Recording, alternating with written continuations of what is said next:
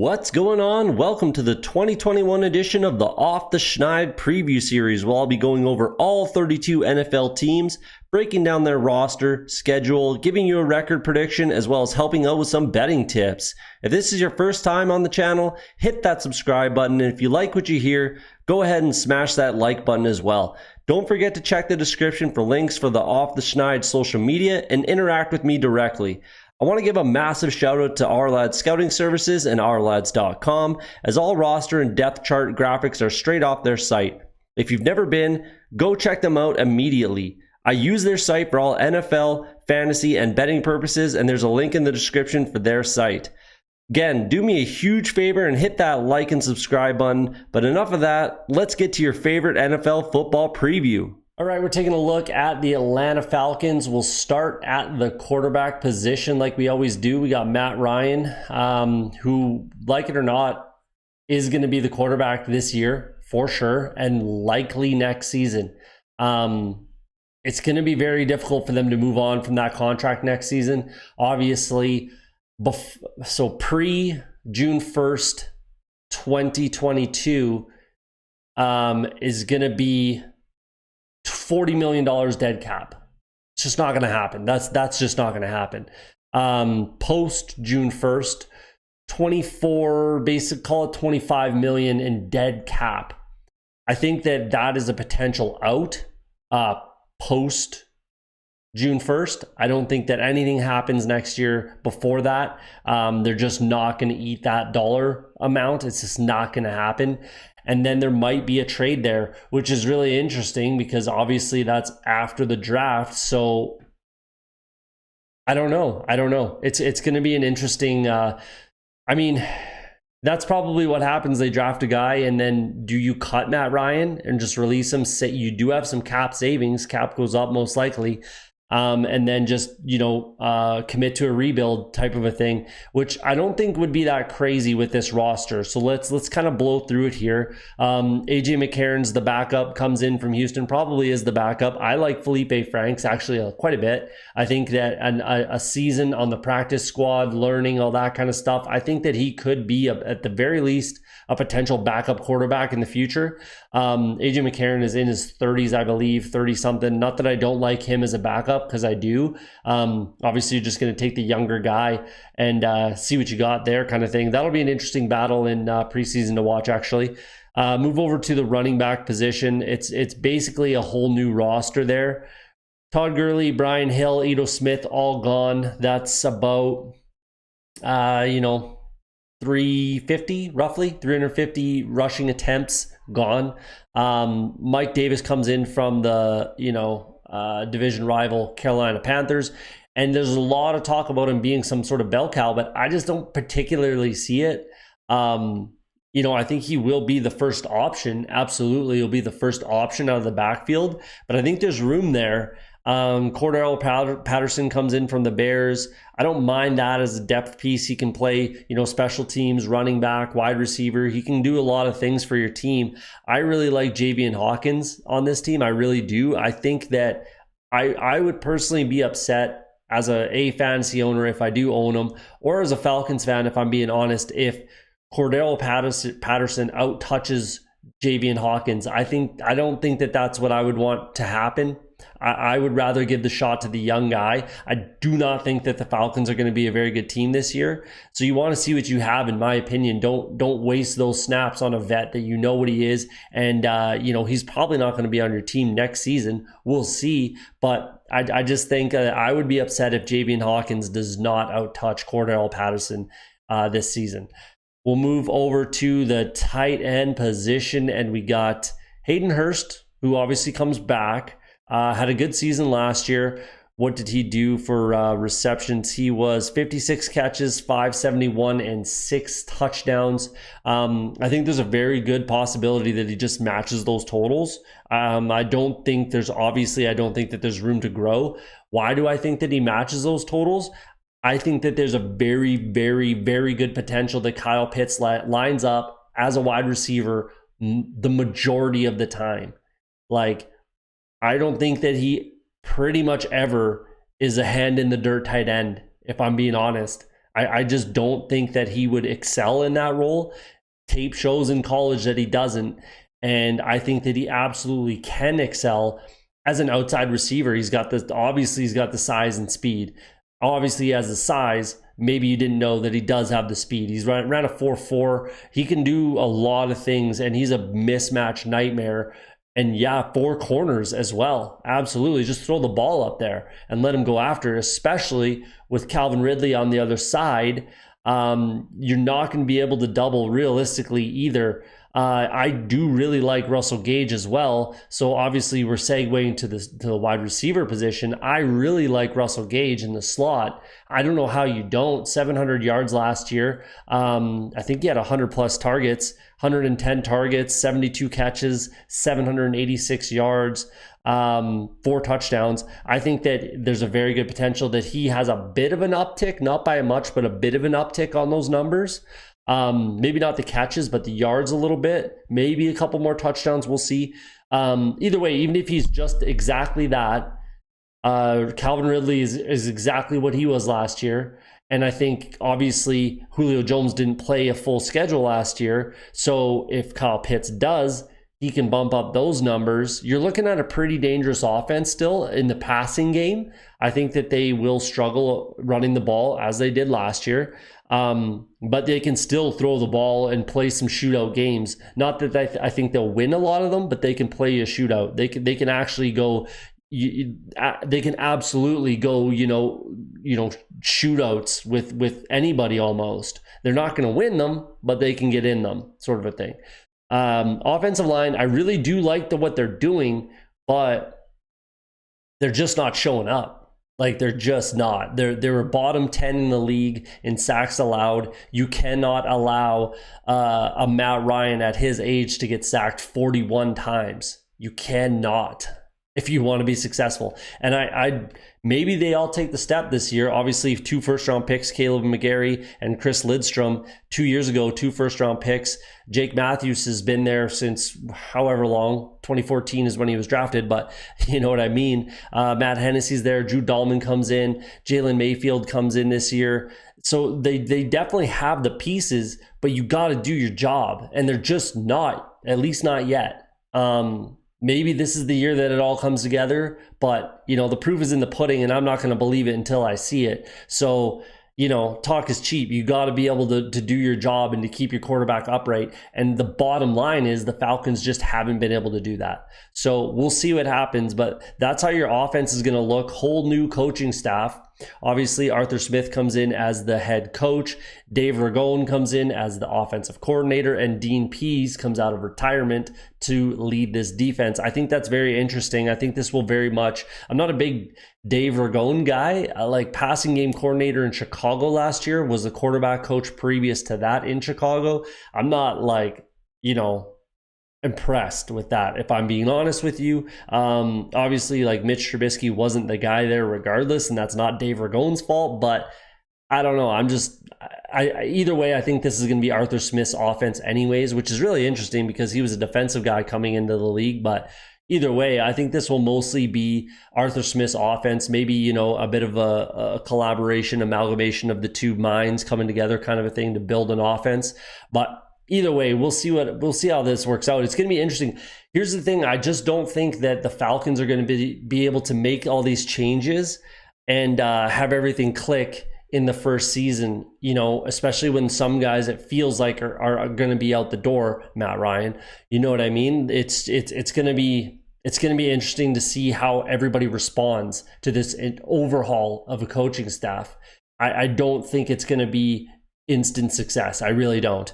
We'll move to Dean Pease defense, which I don't hate. It's just, it has struggled.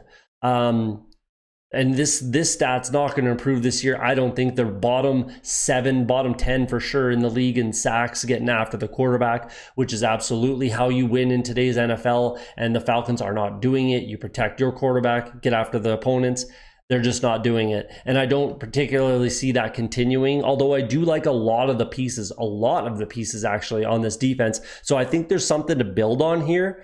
We'll see how they all look in Dean Pease defense, but I think they have a lot of pieces and they have a lot to build on moving forward. You know, if they can continue with the rebuild, I think that they can look at this defense as a strength moving forward. Not particularly this season yet, but moving forward.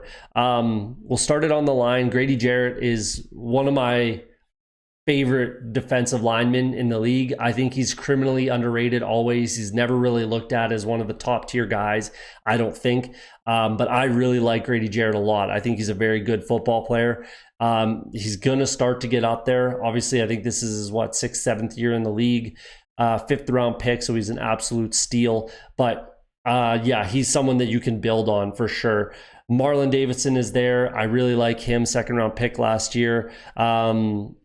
Ogundeji comes in. I really was touting him a lot during the draft process there. I like him a lot. Maybe, again, not quite this season, but moving forward. Dante Fowler, just, I think he had, 3 sacks last year. He's got to do better than that. Tyler Davison, sure. There's nothing wrong with these guys. Again, it's pieces. It's pieces. It's not complete. This defense is not complete at all, but they have a lot of good pieces. Moving back towards the secondary, I think their linebackers are very, very, very good. I really, really, really like these linebackers a lot. I think Deion Jones is one of the better backs in the linebackers in the game. Doesn't get a lot of credit for it either. He led this team in sacks last year. Very good in coverage. I like Deion Jones a lot.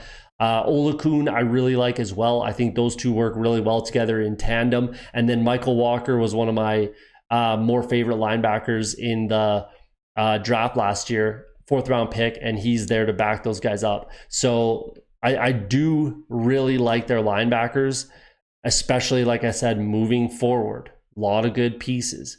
We'll look at their safeties first. I think their safeties are in a good spot. I like Jalen Hawkins as well, another guy that I really liked in the draft last year. So they're acquiring pieces through the draft to improve this defense.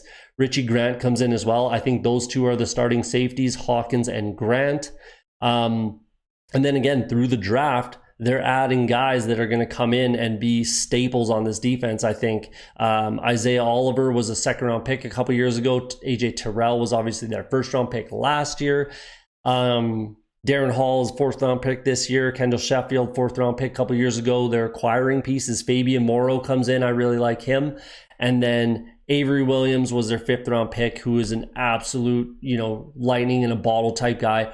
I want to talk about him quickly. I do really, really like Avery Williams out of Boise State. Only 5'8", nickelback, but lightning in a bottle, especially on special teams. Even though they have Cordero Patterson, I think Avery Williams is probably going to be the kick and punt returner on this team. I don't know how you don't. The dude had 9 touchdowns on special teams in college. 4 last year, 4 in one season, 2 punt return, 2 kick return. The dude can flip the field for your team, and I think that there's possibility that he is a Pro Bowl returner this season, kind of thing, as a rookie. That possibility is up there for him. So I'm a huge fan of Avery Williams coming into the season, as long as he's healthy and everything like that. I'm really excited to see what he can do. So like I said, they have a lot of pieces, and they're acquiring a lot of pieces through the draft. So there's going to be some turnover on this offense. 100%. They're going to move on from Matt Ryan. It's just a matter of time and when they can, afford to eat that salary that they're going to have to at some point.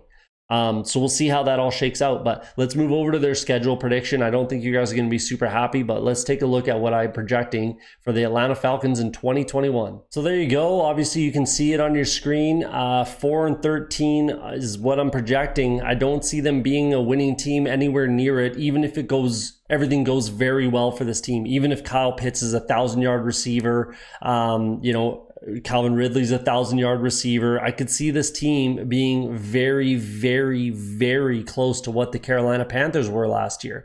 And like I said in the roster prediction, in the depth chart walkthrough there, I think that they can hold their own in a lot of shootouts, but I don't think they're going to come out on top of very many of those at all. I don't think that there's really any possibility they win this division whatsoever. I don't think there's really any possibility that they go to the playoffs. Just too much turnover, too much uncertainty moving forward. They do have a lot of good pieces. I think there's things that they can build on for sure. Obviously, Calvin Ridley, Kyle Pitts, a lot of the guys that I named on their defense, but I just don't expect that to be a thing at all this year. So we'll see, but let me know what you think in the comments. There's my record prediction there. Let's blow through the schedule here. Obviously, I don't want to take up too much of your time when it's a team like this. First week at home against the Eagles. I think that that's a very good, feel-good game for the Falcons. I think they can get that win and start off 1-0, obviously, at home. I think that the teams are similar. I think the defenses are close. I think the defense for the Eagles is a fair amount better, but I think the offense is good enough for the Falcons that they can score. And we'll see how the Eagles are going to look. If you want to see their episode, go watch theirs. But that's a winnable game, starting 1-0 type of thing. And then it's kind of going to be a little bit all downhill from there. The next week on the road against Tampa Bay Buccaneers is 0% chance to get that win. I'm sorry. On the road against the Giants is a very good shot for the Giants to win that game, in my opinion.